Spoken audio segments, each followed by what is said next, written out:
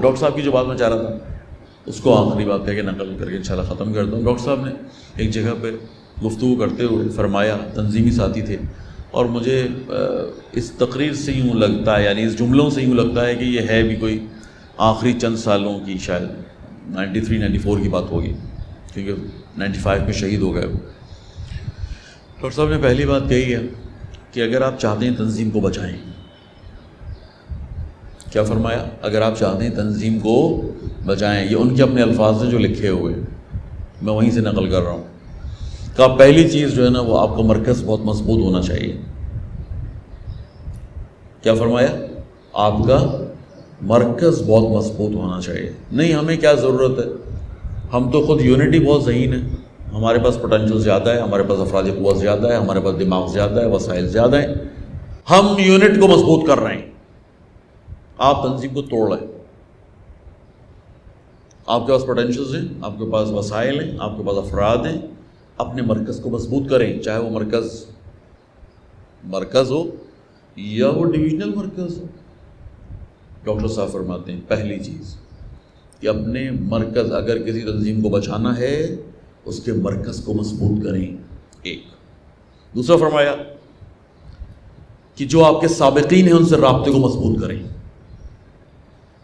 اپنے سابقین کو، یار یہ آپ کا اثاثہ ہیں یا آپ کی تنظیم سے نکلے ہوئے لوگ ہیں، ان کے پاس تجربے ہیں، جو تنظیم میں گزارا ٹائم، اور اب جو یہ باہر معاشرے کو دیکھ رہے ہیں، ہاں، لیکن آپ ان کی ڈویژنل سطح پر بیٹھ کے آپ ان کی سرحدوں کو طے کریں، یوں نہیں کہ پورے آرگنائزیشن کے اوپر جو چاہے کرتا رہے ہمارا سینئر، ہمارا سابق، نہیں، بلکہ اس کی حدود و قیود ہونی چاہیے۔ آپ کو پتا ہو کہ ڈویژن نے کس سطح پہ ان سے استفادہ کرنا ہے اور یونٹس نے کن موضوعات پہ ان سے استفادہ کرنا ہے۔ یہ تو آپ لکھیں گے نا، یہ تو نہیں کوئی میں بیٹھ کے لکھوں گا، کوئی اور لکھے گا، یہ تو آپ نے طے کرنا ہے کہ بھائی یہ 10 شعبے ایسے بنتے ہیں کہ ہم نے اپنے علاقے کے سینئرز دیکھنے کہ آیا 10 شعبوں کے سینئرز موجود ہیں یا 2 شعبے کے سینئر ہیں، بس وہی 2 موضوعات کھولیں ان کے سامنے کہ ان میں ہمارا ساتھ دیں، اس علاقے کے اندر ہمارا ساتھ دیں، یعنی دوسرے لفظوں میں آپ ان سے استفادہ کریں، نہ یہ آپ سے استفادہ کریں۔ بات سخت تو نہیں ہوئی نا، سمپل بات، آپ ان سے استفادہ کریں، نہ یہ کہ یہ آپ سے استفادہ کریں، اس طرح کا بنائیں، ماحول بنائیں۔ 2 باتیں ہو گئی، سینئر سے رابطے میں آ جائیں۔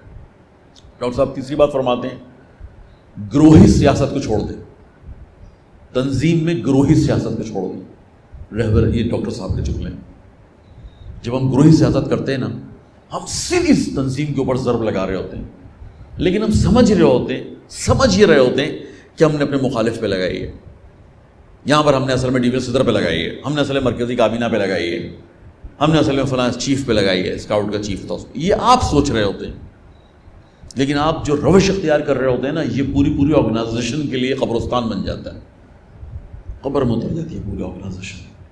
ان 3 چیزوں سے انشاءاللہ آپ استفادہ کریں۔ ڈاکٹر صاحب کے جملے تینوں، پہلا کہا اپنے مرکز کو مضبوط کریں، دوسرا فرمایا اپنے سابقین سے رابطہ رکھیں، ان سے رابطے کو مضبوط کریں، اور تیسرا فرمایا کہ گروہی سیاست سے اجتناب کریں، مت کیجیے گا۔ اور اس کی سب سے بڑی مثال گروہی سیاست کی جو نا رہبر معظم کی ذات ہے۔ رہبر معظم سید علی خامنئی، کتنا پوٹینشل، کتنی توانائی، کتنا برین، کتنا انرجیٹک شخصیت ہے، ابھی 80 سال کی عمر میں بھی کیا اعلیٰ نظریات ہیں۔ وہ دشمن کو ڈیل کر رہا ہے، ایران میں بیٹھ کے پورے دشمن کو کنٹرول کیے بیٹھے ہیں، داعش ہو، القاعدہ ہو، جو اور امریکہ، اسرائیل، سعودی عربیہ، ترکی، تو اس ملک کو نہیں سنبھال سکتے جس کو ایران کہتے ہیں، آسانی سے سنبھال سکتے ہیں، لیکن عوام نے روحانی صاحب کا انتخاب کیا ہوا۔ رہبر خاموش، تو میں تم سب کے انتخاب کا احترام کرتا ہوں، یہ جملہ کہتے ہیں کہ میں آپ سب کے انتخاب کا احترام کرتا ہوں،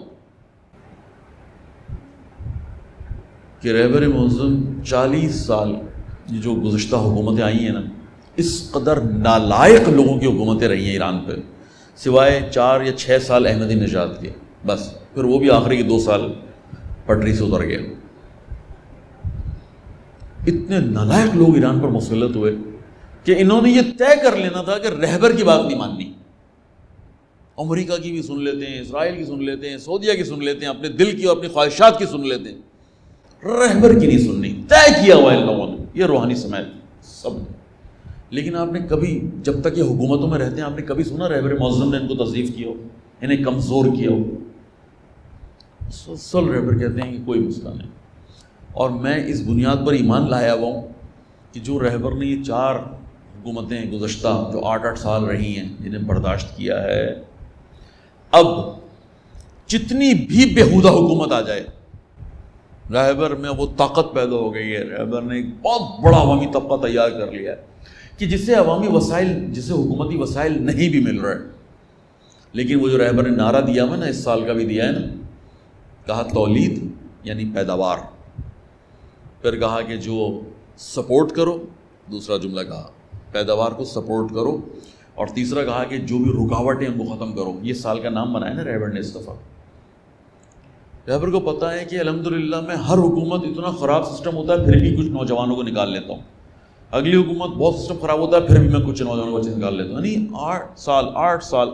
8 سال اس طرح سے تمام حکومتوں سے رہبر نے شخصیات نکالی ہیں. سب کہتے ہیں کہ کشفیات ہیں، یعنی قاسم سلیمانی، شہید حاج قاسم سلیمانی، یہ سپاہ کا ایک پارٹ ہے. اور اس طرح کے اس وقت ہزاروں، اگر نام بھی مبالغہ ہو جائے گا، سینکڑوں بریگیڈیئرز اور کرنل اور جنرلز موجود ہیں. اس طرح کی شخصیات، یعنی جو رینک یہی رکھتی ہیں، عہدہ یہی رکھتی ہیں. لیکن سب میں سے حاج قاسم کو نکال کے اور سپاہ قدس، سب کہتے ہیں کہ بھائی یہ جو کشف کیا ہے نا، یہ رہبر کی کشفیت ہے، کاشف وہ ہیں. تو یہ کاشف ہونے کا عمل، مسلسل لوگوں میں سے افراد کا انتخاب کرنے کا کام اور امپورٹنٹ کام دینا بغیر حکومتی وسائل کے اور ان کی صلاحیتوں سے استفادہ، یہ بہت بڑا کام ہوتا ہے. خوب یہ ساری باتیں میں نے کیوں بیان کی ہیں؟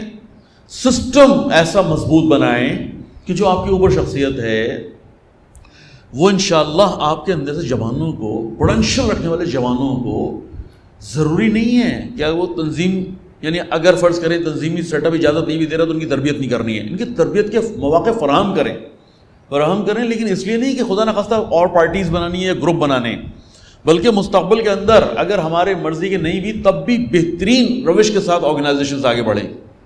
یعنی یہ رہبر معظم اتنے ورسٹ، یعنی اس سے زیادہ برے حالات نہیں ہو سکتے کہ جب رہبر معظم جو ہے نا وہ خدا کا شکر ہے ان 2 چیزوں کو بیلنس کرتے ہیں. ہم میں ابھی بیلنس والی طاقت نہیں ہے، اس لیے بہت احتیاط سے چلنے کی ضرورت ہے. ہمارا ہر عمل خدا نخواستہ یا گروہ کو مضبوط کر رہا ہوتا ہے یا تنظیم کو کمزور کر رہا ہوتا ہے. میں نے آپ کو رہبر کی مثال سے دی ہے کہ کام وہ دونوں کر رہے ہیں، لیکن کس قدر خوبصورتی اور بیلنس کے ساتھ کر رہے ہیں، یہ وہ اصل ہنر ہے جس کو رہبر معظم سے سیکھنے کی ضرورت ہے.